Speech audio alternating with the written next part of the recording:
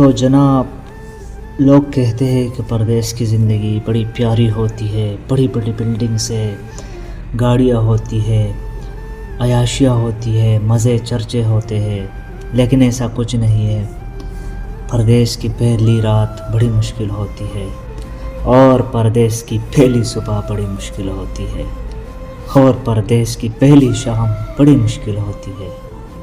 वो मेरी बहनें जो परदेश में अपने मियाँ या अपने अब्बू से लड़ती है या उनके साथ बातों बातों में फ़ोन कॉल्स पर लड़ना झगड़ना, अपने मर्दों पर रहम करें जो परदेश में है, बच्चों को छोड़ के, फैमिली को छोड़ के आप लोग के लिए गए हैं।